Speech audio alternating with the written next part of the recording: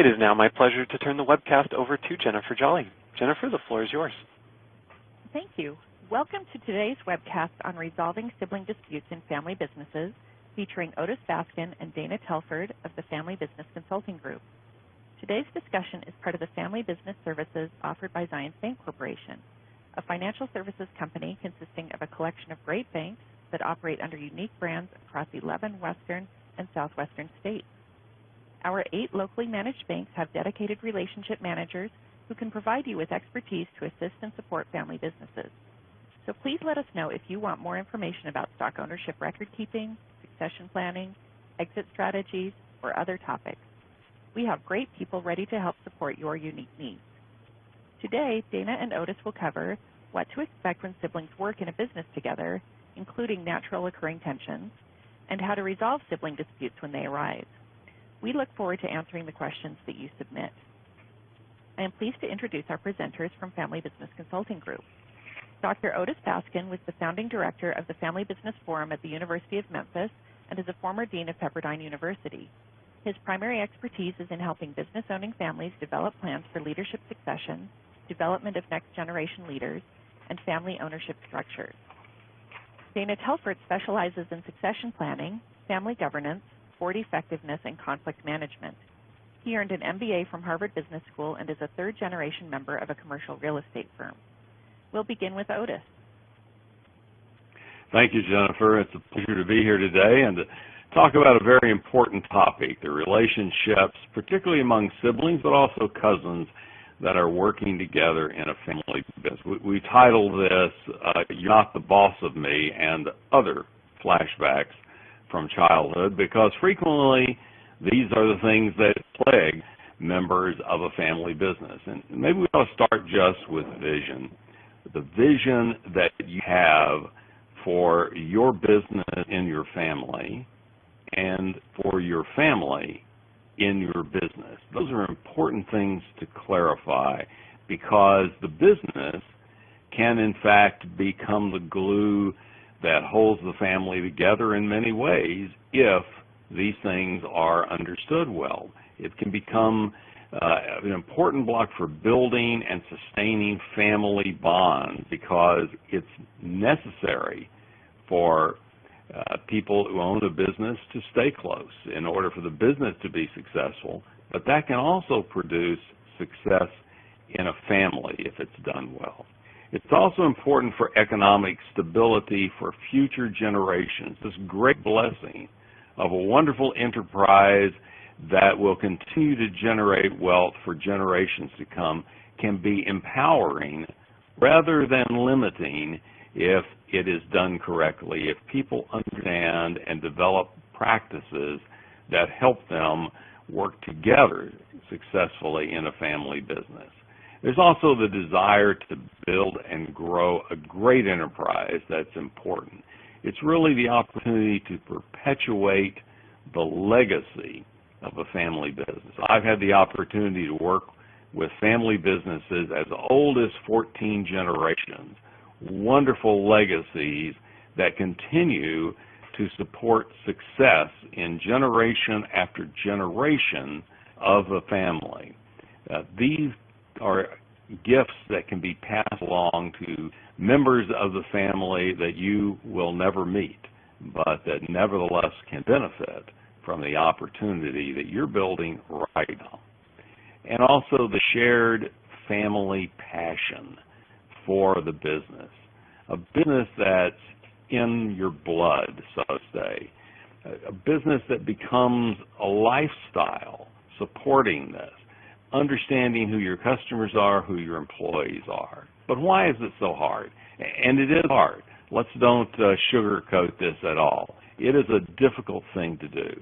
One of the first reasons is that business founders are often larger than life, and this complicates transitions in many ways that we'll talk about in a moment. Also, this represents a huge change in complexity. Don't mistake it. Too often we think this is really pretty simple, going from founder to the next generation of siblings. No, it's not a simple task at all. from one decider to more than one decider or stakeholder or owner in a business is a massive change. And sibling relationships always come with baggage. We know this. That can't be changed, but it can be managed. So let's talk about some of these things. Strong patriarchs are, of course, notorious in family business, but it takes strong personalities to really start a new business and to make it successful. So you should be thankful for the strong personalities that have made this possible. But also, it's important to find ways as a family together to deal with those strong personalities. Letting go is sometimes a very difficult challenge for business founders.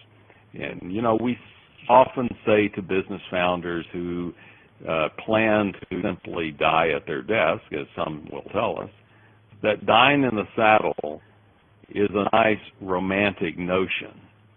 But as we say down here in Texas, it can be very hard on the horse. I think that it's important for these founders to understand that letting go at the right time is just as important in the future success of their business as taking charge was at the beginning of this business. There's also, I think, a risk of triangulation that we often see in our practice that can come in here. Strong patriarchs, whether they're matriarchs or patriarchs, actually, can create a need for decision-making that's always centralized in a business. And so instead of two adult siblings who work in a business solving a problem together, they rely on mom or dad to always decide between them. That can be a very limiting and destructive relationship. And of course, it's a tough act to follow.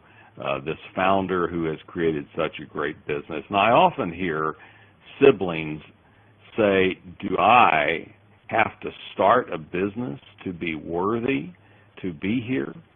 There's often a lot of confusion about how to even follow this person that is larger than life, that's created this wonderful enterprise for us all.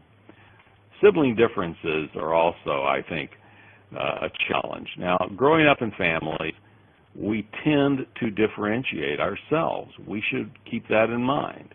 You know, we don't like it when Aunt Sally or Uncle Jim calls us by the name of our brother or our sister. You know, we're just not really happy when we are confused as a sibling group by others. We want to be our own person from very early age. And so, in a family, we always work to differentiate ourselves. That means that as a byproduct, we tend to accentuate and focus on how we are different. Now, differences can be a great asset, but they can also be a challenge. You know, there's greater variety of skills and interests available, and that's wonderful for the talent pool that can make a family business continue to succeed. But it also makes it more difficult to get consensus.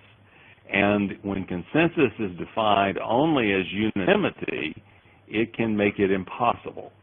So understanding some skills of decision-making that helps to use differences as an asset is really important, beginning to develop those skills. Some differences are, of course, obvious, but other differences are much more subtle. The key, though, is finding ways to refocus on what we share in common rather than continue to focus on how we are different.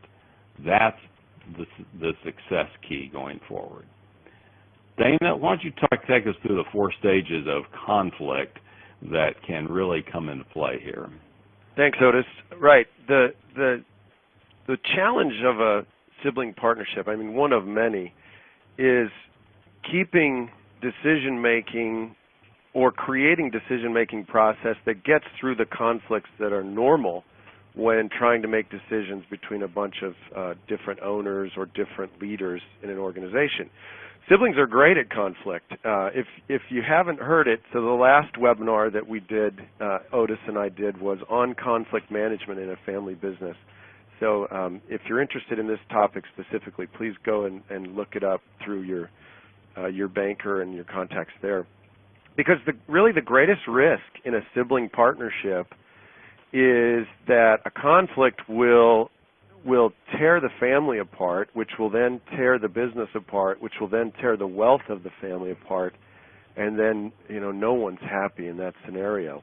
So this slide, which is extended from research by a fellow named Daniel Terberger, talks about natural stages in conflict. And as I go through them, I'd like to tell you a story that was told to me directly by a man named John, who told me about a sibling issue that came up after their father died. So John and Mark inherited a chicken rotisserie business in a different part of the world.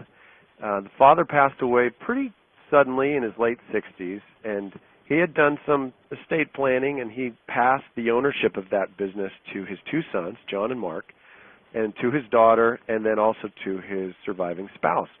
So now there were 4 equal partners in this business, where there was one, previously there had been one controlling partner. And what happened shortly after is indicative of a very predictable part of sibling partnerships, and that is when the question of what do we do now, right, comes up. You got a bunch of siblings who are used to arguing over, who gets the front seat of the car, or who gets the top bunk in the, in the bedroom, or who gets, the best seat at the table, whatever it might be. Now the question is, how do we make decisions about a multi-million-dollar business that we all rely on? So John and Mark got quickly into disagreement about growth. John wanted to grow this company, wanted to take on debt. They had a strong balance sheet and had a good reputation, had good managers. And so he wanted to take on some risk and grow the business. Mark, his brother, did not. Mark said, look, we live in a great part of the world. We have a good business. It creates plenty of money. We have good families. Why don't we just kind of make it a little better? We don't need to be aggressive. So here we started at a kind of a point of peace. Father passed away. This disagreement came up, and now we're at a level of tension. So if in a sibling group you get to a point of tension, it's important to think about what you can do about it. The way to get back to peace is through open communication and trying to understand each other's perspective, solving problems, and thereby kind of creating more trust. Unfortunately, there were some choices made in this scenario that got them up to a second stage of conflict that we call mobilizing allies. What happened, and John was very open as he told me this story, and especially open about the mistakes that he made along the way. He said, my brother had always been kind of more popular and more handsome and smarter and did better in school, and so he said, I really wanted to be the new kind of kingpin. I wanted to be the leader here. And so he decided to go to his sister. His sister's married to a physician and didn't need distributions from the business for her daily life. And she said, I want to grow this business. What do you think? She said, sure, sounds like a good idea. Yeah, let's do it. I think it'd be fun to have a really large business that generated more profits. I mean, who wouldn't in that scenario? But Mark, on the other hand, went to his mother, and his mother had just lost her husband of, I think, 42 years, and said, John wants to take on all this risk. He wants to do this, I'm sure he said it in a way that many of us would say, which is he wants to put us at risk here. He's a little crazy about this. Why would we do that? And of course, the mom sided with him. So now we get to a second stage. That's a deeper level of conflict. And if the goal is to get away from that level of conflict, there really is a need for some mediation, for a third party who can be neutral, to bring that conflict back to tension. Because here again, you don't just have partners arguing about strategy, right? It's important that we make this clear. You have siblings who love each other, but who kind of, on bad days hate each other and want to kind of tear each other's hair out. And they're arguing over millions of dollars, jobs, assets, resources, and it's a deeper potential for ongoing conflict. So what John and Mark chose to do was, instead of kind of getting mediation and outside help, they took it to the next level. And as John told me this story, he was very open, and he said, look, I wanted to be right. I wanted to win this argument. For me, I didn't think about what was best for the organization anymore. I just wanted to win. I wanted to be right. So Terberger, in his analysis, says this is like trench warfare of World War I, right, where there's trenches and barbed wire and helmets and people establishing positions that they're just not willing to back away from until they're destroyed in this fight. This is where there are serious problems, and we would stop here and just ask you to consider your own relationships with siblings or with aunts, uncles, cousins, significant others, and stop for a second. If you're at a point where you just want to be right and you don't want to solve a problem, you need help, and it's a serious spot to be in. Because from there, almost the only way to alleviate some of the tension that's built in is to just stay away from each other if you've got that much of a problem going on, and to ask for some outside help. Because unfortunately, John and Mark took it to the final level, and Mark sued John, John sued Mark. The company went bankrupt, and the worst scenario came to be for them. And John told me this with a lot of emotion in his voice. He said, not only was the organization ruined, people knew that they were on a sinking ship. Our best people left the business. But he said, the worst part about it, Dana, is I haven't spoken to my brother for 5 years, and we used to be such close friends. So let's be realistic, as Otis said, and think about the level of potential destruction that we can get into if we're not careful. The way to do it is just to use that sibling love and compassion and understanding, and when we get into conflict, just say, hey, we're fighting, or this is important stuff we're fighting about. We need some help maybe, or we need to talk and understand each other's problems and perspective, and we need to decide what's best for the business and go forward in that. Building good communication is a fundamental piece of any sibling partnership. In fact, I would dare say it's the absolute fundamental basic part of any good partnership. Building good communication means, let's have transparency with each other. If mom and dad are willing to be transparent, then that's great. If they're not, it's up to the siblings to say, hey, how can we become more transparent with our discussions? How can we get to a deeper level of communication? Because that kind of communication builds trust. Communicating directly with each other, right? So we're asked all the time, what if our parents won't go through a succession planning process? What if they just say, hey, you know what, you're just going to have to deal with it when we pass away? I mean, that's unfortunate, but it's their right. Let's be clear about that. It's their right to do with their assets whatever they want in their business. The best scenario with that kind of negative scenario is to say, well, then let's start talking to each other as siblings. What are we going to do when this happens? Because it's not a question of if we're going to be the leading generation. It's only a question of when. Regularly meeting as siblings and cousins. Regularly getting to the point of saying, hey, let's take off our sibling hats and our cousin hats, and let's put on our owner's hats and our business hats, and let's get better at talking about money and assets and quantitative things and less about emotional things. And then developing that next generation as a team. So saying, hey, okay, so mom and dad started it, or our uncles or aunts started this business, and they had their own generation, but what about for us? If we're going to do this well and we're going to win in a competitive environment, we have to have our own vision, right? What do we want in this? None of us grow up thinking, I just want to, be a character in someone else's play. I just want to do whatever my, parents tell me to do, or whatever someone else tells me to do. We have independent vision, and in a sibling group, bringing those independent visions together and creating a collaborative vision is super important.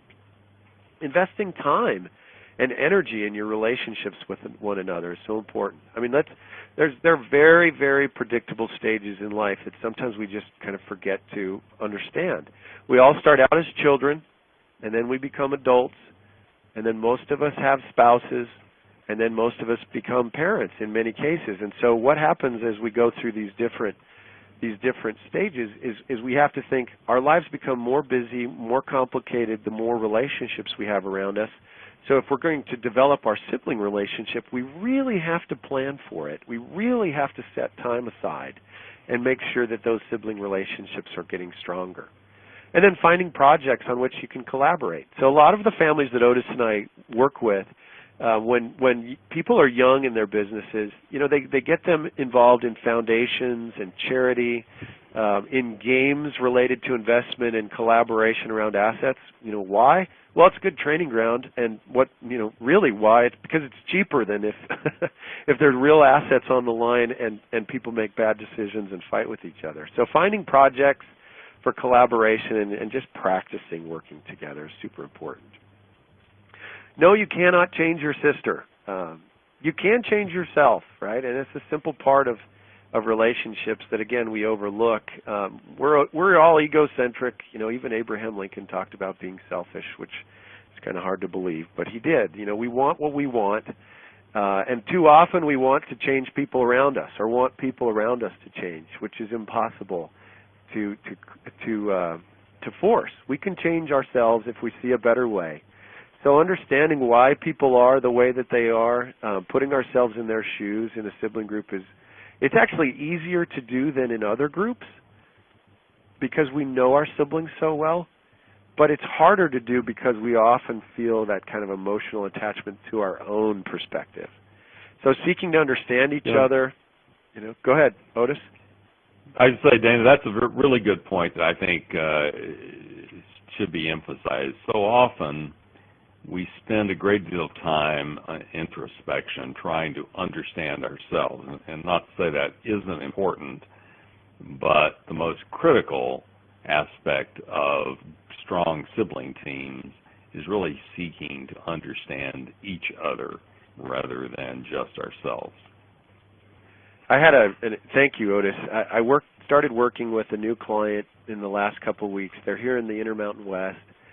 And as I interviewed, we start our projects by interviewing people individually to understand their perspective. And one of the in-laws in this family was phenomenal at saying, he's considered the black sheep of our family, but I understand why he behaves this way. Here's what happened to him when he was younger. Here are the decisions that he made. Here's the example that he had. And so it makes sense to me that he would behave that way. And then we talk about other characters in the family, leaders in the business. Oh, sure, I understand. She was very, very good at saying, the behavior is not maybe the same behavior that I would choose, but I understand why. And boy, if we can get to that point and look at other people with compassion and with some understanding, we don't have to agree with what they do. We don't have to say, I'd behave in the same way. But being able to say, I understand why is a sign of absolute maturity. Assessments can help. So if in your family business, if you want to have some fun and really learn about each other, do Myers-Briggs, do the DISC assessment, have a professional assessor, take you through these different assessments. The truth is we are different. Any of us that have more than one sibling or more than one child, we just know. We're wired differently. We're interested in different things. And as Otis said earlier, we want to differentiate ourselves, because that's how we get more attention and more time from parents and people around us. So understanding how we're different can really be fun. My wife is very introverted, and I'm more extroverted. And it was interesting as we were newlyweds to kind of understand after a party or a social gathering how we interacted with each other and how we gained energy, or in her case, kind of got drained of energy with more kind of extroverted, shallow relationships that can come from kind of walking through a cocktail party. So interesting to be able to understand each other. And then just respecting differences. Getting to the point where we're saying, I don't agree with you, or you don't agree with me, and that's fine. We don't have to agree with each other. I can respect your opinion, but we do want to agree on certain things, principles and values that we're all going to follow together. Now, in a sibling group, again, we talk about the predictable stages of siblings, or of kind of humanity, right? We're kids, and then we're adults, and then we have spouses, and then in many cases we have kids. Well, when we have spouses, just think of what that means. First of all, that's the only choice we ever make in family, is who we're going to marry or who we're going to take on as a significant other. Everything else, everybody else just comes along with the deal, right? I mean, we don't choose our in-laws, we don't choose the personalities of our children, or our spouse's parents. So when this marriage relationship happens, you got to realize this is a big deal, right? And if you're marrying into a business-owning family, you got to realize early on that you're going to be seen as an outsider, right? I mean, and let's stop for a second also and think of another reality. If you marry into a business-owning family, there's danger that your family and your background and the history of your family is going to be overlooked. So seek out ways to teach people about, your background. I mean, not in an obnoxious way, but make sure that that's a part of it. And if you're in a business-owning family, be very respectful of those marrying into the family. Put yourself in their shoes, right? Your spouse did the same thing. Let's all be clear about that. We're all in-laws if we're married, and we may be treated like outsiders. Big demands can be placed on you and your spouse. I did a lot of work with Caterpillar dealers at one point, and I do work with auto dealers. And there's so often in these associations around big brands, right? There are huge demands placed on the spouse to be at social functions, to kind of seem like you're perfect, really, is what happens. And those are incredibly heavy expectations because the community's watching, right? Business owners are community leaders, and there's a lot of visibility. Spouses have to learn boundaries between business and family. It's not obvious, right? And think of the change that's going on here.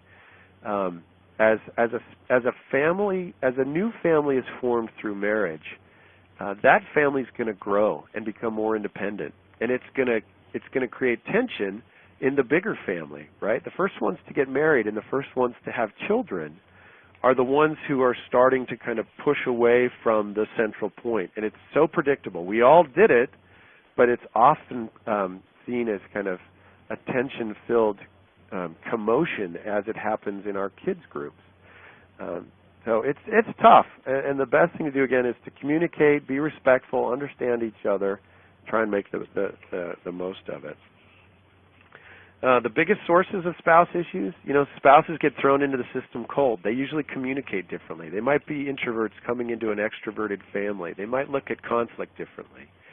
So if a family is unable to respect boundaries, that's really going to create some problems. There's a lot of tension in family systems that we see around children, right? One of my clients has said often, don't tell me how to raise my children. If you want to get my gander up or my spouse's gander up, then criticize us as parents, right? There's nothing more personal than that. Or criticize us about how we spend our money, right?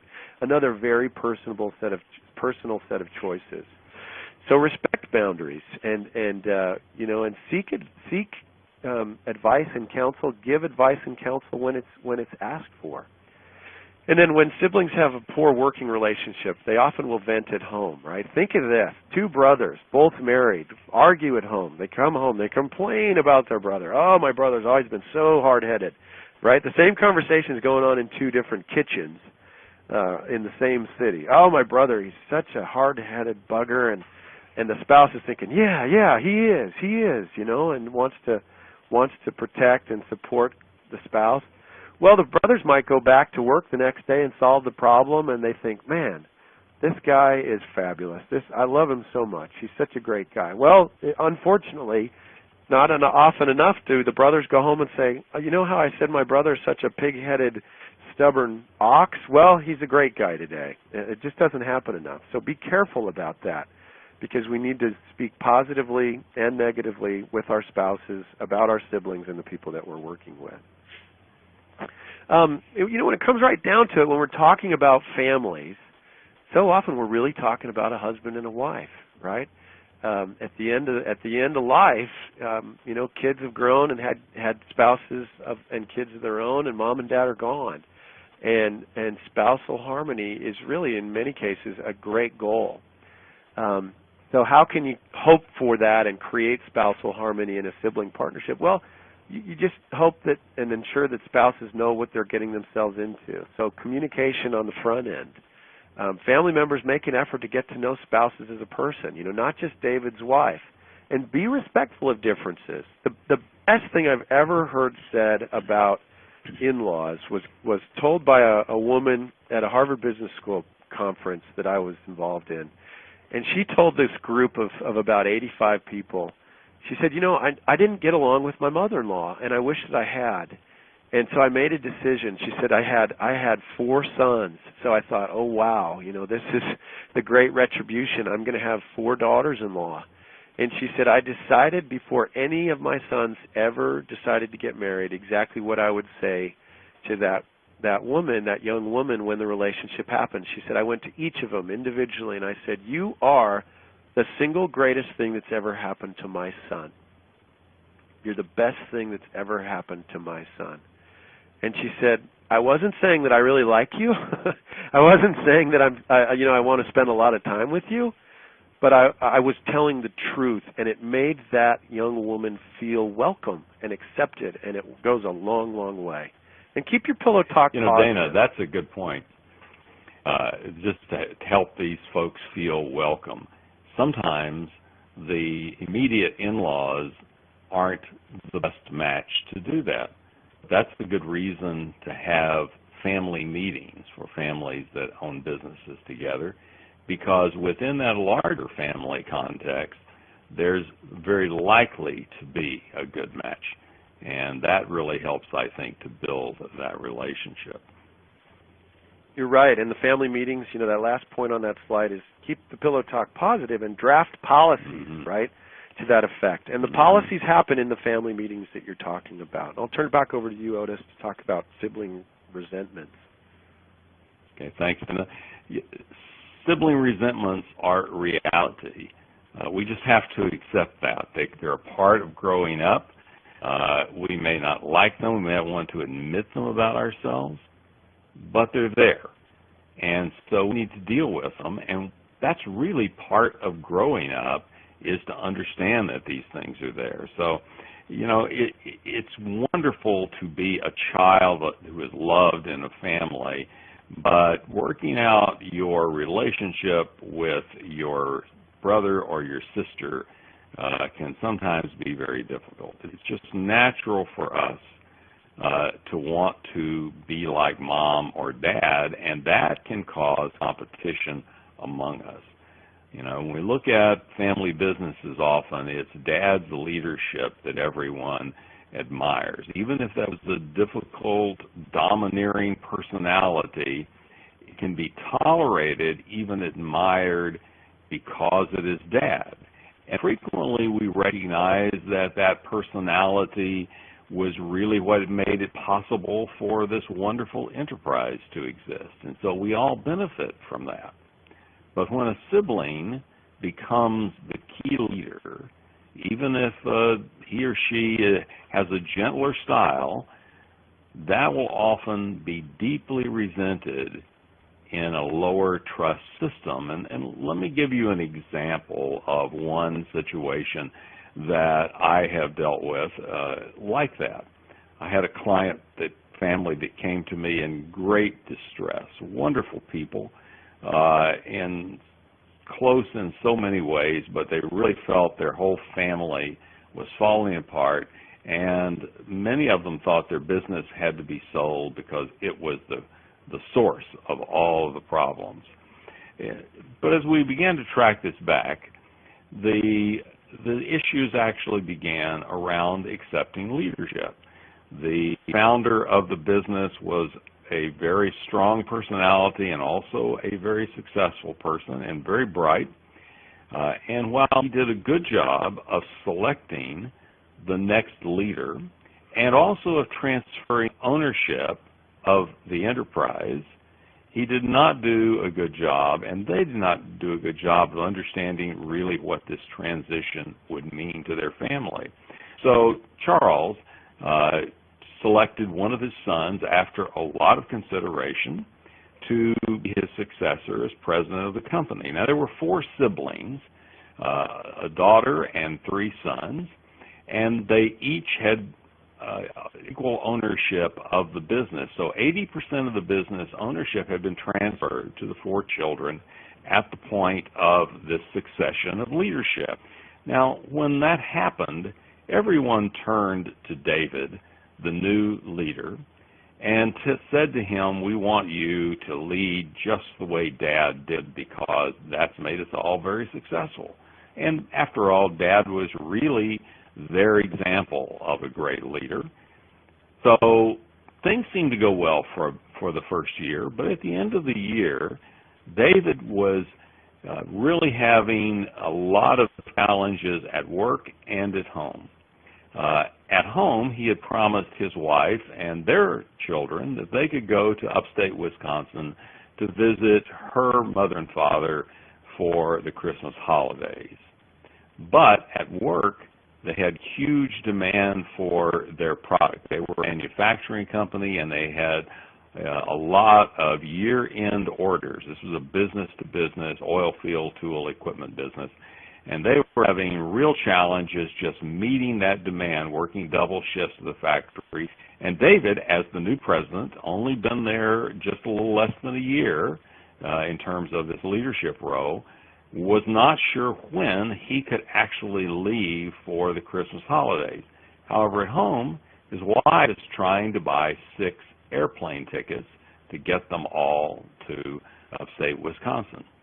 Well, Charles, the founder, is in one day, and his son David is just unloading on him about this issue. Charles looks at David and says, I don't understand your problem. The company jet is sitting out the airport. The pilot is on call. Take it. That's what I would do. Why worry with commercial flights and all of the hassles around that holiday season? So David and his family do. They have a great holiday. When they get back, David has emails from his 3 siblings that essentially say, when it was Dad's company, it was Dad's airplane. But now it's our company. All of us own this together and equally. And therefore, it is our airplane. And you owe us money. Well, David, being an accountant, understood exactly what they were talking about, because he'd used a corporate asset for a private purpose, but his father was absolutely livid. He thought his children were just being ungrateful, and that reaction caused the children to be upset, feeling that they had expressed a correct sentiment as owners of the business, and yet they were being rejected in this way, and everyone was at each other's throats. I actually came to work with this family when they were at a previously scheduled family retreat in a beautiful location, and everybody staying at opposite ends of the property because they really were afraid to come together. The tensions were so thick. As we talked through this, they began to realize that the real issue was that their brother David could never be their father. No one is ever going to be Dad again. No one's ever going to be Mom again. Those are roles that no one in the next generation should try to take on completely. But instead, they had to develop ways of siding and working together that are quite different than simply relying on Dad. And so that's why trust is the key. It's so important that trust be maintained. When trust is absent, it's almost impossible to collaborate effectively. You know, while policies and governance processes all can help, they will not enable you to overcome fundamental lack of trust in any relationship. So trust has to be maintained, and it has to be built deliberately. Some hard questions that need to be faced are, is my sibling actually not trustworthy? You know, as children, we can be quick to say these things, but as adults, we need to give them real consideration. Am I willing to do the hard work to change? understanding that I'm the only person, as Dana said earlier, that I can really change. And are others willing to change also? Do we even have the capacity to change? Making that decision along the conflict chart that Dana shared with us is really important to knowing where you need to be. But it all comes down to this relationship capital model. And one of the great strengths of family business is this aligned relationship between owners and management. But in a family business, that also depends on family.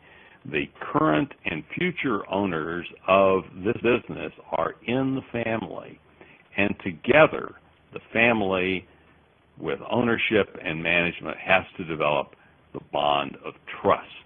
And that becomes a very powerful model for keeping patient capital in a family business. And patient capital is what makes family business unique and successful. I think the issue, though, to consider is what to do when work gets in the way. You know it does. Work is a huge challenge for us all in any context. But now when we put it into the context of family and ownership, then it can become very, very difficult. Unequal roles among people who are otherwise equal, and siblings always work to be equal, is very difficult. So understanding at some point, in fact, my sister is the boss of me because she's president and I'm vice president. And no matter how much we may work to try to insulate ourselves from this, those are very real reporting relationships that a business needs. But on the other hand, I am an equal owner with my sister. Yet, in management terms, I am unequal. How do we balance these things? How do we deal with that? Well, beginning to separate management from ownership, from family in these contexts, it can be very helpful to understand where we fit. And also compensation is so often a source of tension. In compensation, just as in roles in the business, it's important to realize that fair is generally not equal, and equal is generally not fair. Let's look at some of the participants in the complexity of a family business system. Dana, would you lead us through that? Sure, thanks, Otis. This slide, I'll just warn you before we bring it all the way up. I mean, it's a complicated slide, and I guess, you know, it's a metaphor for the complexity of a family business. I mean, what do you have in a family business? You've got three distinct organizations that come together: owners groups, business leaders, and family members. And inside of that intersection, or those three organizations, there are 7 different distinct groups of people. So you've got a lot of different people in the organization, and a lot of them are the same person wearing different hats at different times. So without going into too much specific depth in this slide, the point here is that if we're not thinking carefully about how to clarify our roles and how to have fair fair process in the whole system, we're going to get tripped up, right? Especially when we're working with people that we love and care about, like our siblings and our parents and our kids and our aunts and uncles and our cousins. So we have to kind of grow up, right? I mean, that's something we all heard as we were youngsters and probably teenagers from our parents. Time for you to grow up, right? Well, if we're going to sit around a table with our siblings and talk about money and power and control and investment and roles and responsibilities and accountability, we really do have to grow up. And we have to set aside long-standing differences. We have to set aside what we know about each other, about our histories, and say, let's look at the future here. Part of managing this very complex system that Otis and I use over and over again is the concept of just fair process, right? As Otis said, in sibling groups, we always drive towards equality. We want equality. Well, you know what? There's a circumstance that happened when the second child was born that changed everything. Equality became impossible, right, when the second one was born. It just doesn't happen. Equality in a sibling group is a fallacy, okay? It's a unicorn. It doesn't exist. And the sooner that we can kind of wrap our heads around that and say, all right, yeah, there are circumstances that I'm a part of, and all I can do is make choices about making the most of it. One of those choices that you can make is a commitment to fair process. All right, back to that question of that's not fair, that's not equal, typical sibling things. When people often express frustration in a sibling group about something that they would call unfair, really when we really kind of dig deep into what they're talking about, they're not complaining about a decision necessarily or an outcome. Often what they're complaining about or reacting to is process. They don't feel like the process was fair. They don't feel like the process was inclusive. They don't feel like their voice was heard. They don't feel like they had input into the process. So use these guidelines in your sibling dealings to make sure that you're using fair process. And what are they? You know, look to the future. What has happened has happened. If any of you remember that great scene in The Lion King where Rafiki, the monkey, kind of hits Simba the lion in the head with his staff, he says, well, you know, Simba says, well, it hurt. And he said, well, it doesn't matter. It was in the past. And then he takes another swing at him, and Simba ducks, and he misses. And he said, see, that's what's really important, and I'm totally paraphrasing this, is you learned from the past, right? That's the key. It doesn't really matter what happened as much as it matters what you learned from it. So look to the future. There's lots of sibling tensions that we can look beyond as just normal things that kids do and have problems with. Borderline excessive communication. I mean, over-communication is better than under-communication, especially at the beginning of a process. Don't surprise each other. Even good surprises can be hurtful, can seem disrespectful. If you don't tell me good news until after everybody else hears the good news, it's natural for me to ask, why didn't you tell me this? Do you think that I'm, you know, a moron and I couldn't handle it, or do you think that I'm not trustworthy? And then keep conflicts of interest out of process, right? Personal interests and agendas are disclosed, and this is a big issue in sibling groups. Okay, so how to manage an opportunity in the group setting versus an opportunity in an individual setting is very tricky stuff. And don't rush. You know, I have a good attorney friend who often says when he gets a sense that I'm kind of scrambling to go here or go there or make a decision, he says, yeah, yep, hurry up, make a bad decision, Dana. Hurry up, make a bad decision. So the point there is slow down and be thorough. Sincere care. Make sure, again, that every participant feels respected and heard. All sibling groups have someone who's more extroverted and someone who's less extroverted. Important for the leader in this scenario to say, you know, Susie, what do you think about this? You haven't spoken up, but I'm sure you're thinking about it. Make sure everybody's heard. Be committed mutually to win-win solutions. Make sure that everybody's trying to do the best for everybody, and especially for the organization. In many cases, it's best to bring in objective outsiders, right? Objectivity is in danger in a sibling group and in a family. Bring in people who can look at family scenarios and family investment possibilities and strategies of family businesses from an objective perspective. And then post-decision review. If we've gone through a process, we made a decision, take a minute to say, how did we do? How was the process? Was it fair? Where did people feel left out? Did we make the best decision? Okay, it's the postmortem, as many would call it, can be very, very telling. And again, clarify roles, clarify roles, clarify roles. What is my responsibility? What is your responsibility? Where am I accountable? Where are you accountable? What if we're successful? What are my rewards? What are your rewards? What if we're not successful? Then what do you get as punishment? What do I get as punishment? Or how do we improve?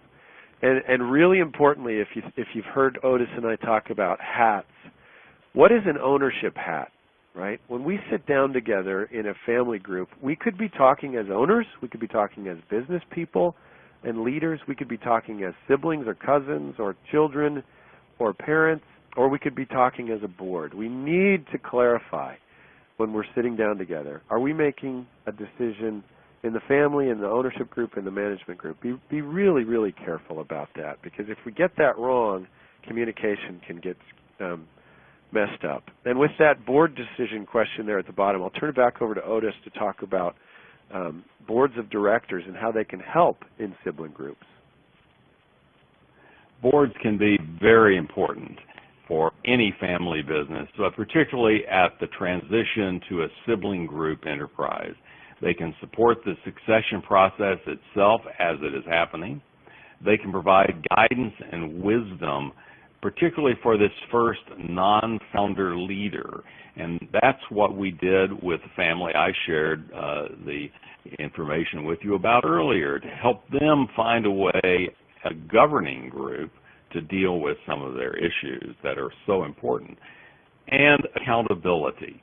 A board of directors can increase transparency with all owners and make sure there is fairness among compensation policies, perks, all the things that can sometimes get in the way.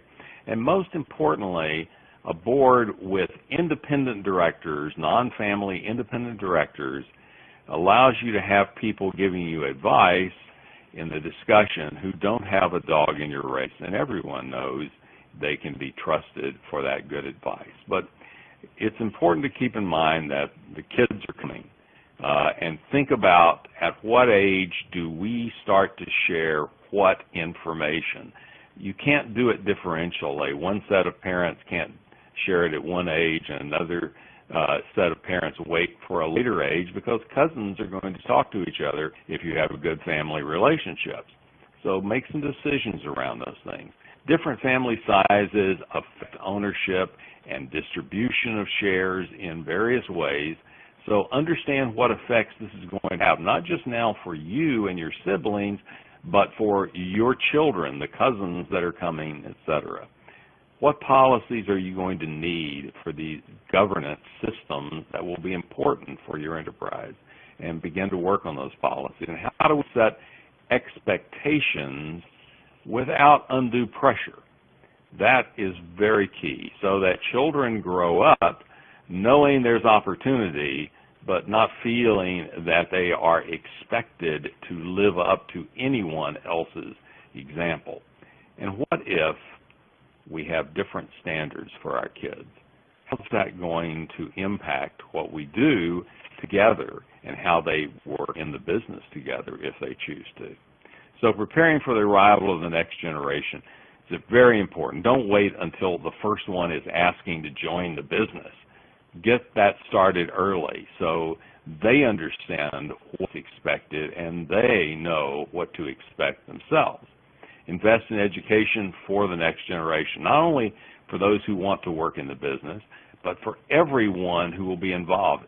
Everyone who has or will have ownership in this business needs to understand certain things about it. You may want to develop a family council to help organize and govern these things. That's a great best practice. Also, you will want to develop a lot of policies. These are not legal agreements. These are moral agreements, things that you write down and you refer to help you as you face issues together. And encourage the members of the next generation to bond and develop their own relationships. Don't stand between them. Instead, help them build the successful relationships early. So, summarize. When we are looking at things like this, I think our key here is to be proactive. Don't wait. Develop policies before you need them. Build a sibling team before it is empowered. Have it ready to go. And reach out and welcome spouses early. Those are three things to keep in mind. And as Dana said, Dana? Define roles, yep. Who does what? Who's accountable to whom? What's your job? What's mine? I mean, that's so important to define roles and really to define them based on the skill sets and experience of the individuals, right? Sometimes we just get caught in the idea that the oldest, and in many cases that the oldest male is the best one to be a leader. And in many, many cases that's just not true. And so we need to think about roles and who is best in a specific role in order to keep the golden goose healthy and producing the golden eggs. And then investing in your relationships, building trust, appreciating differences, respecting all, and just, understanding that there are lots of families out there that have gone through these kinds of transitions and that they learn a lot of things and they write about them and they blog about them and they're in conferences together and there's lots of resource articles, books out there that can help you plan for it. And then finally, building communication and governance platforms. Go ahead, Otis. Absolutely. Understanding that those structures of communication systems and governance platforms will help you hold together. They bring you together in important ways. They give you ways to approach tensions and problems that arise, and they fundamentally provide a pathway for success. Well, it's been our pleasure to talk with everyone today. Dana and I are very interested in this subject, and we are very appreciative of the opportunity to work with Zions Bank and their affiliated banks as they create this great opportunity for their clients and family businesses. Thanks for spending time with us today. Hope this has been beneficial to you. And now go out and do things a little differently, right? Make some decisions that will make sibling partnerships for you guys more beneficial and easier to work with.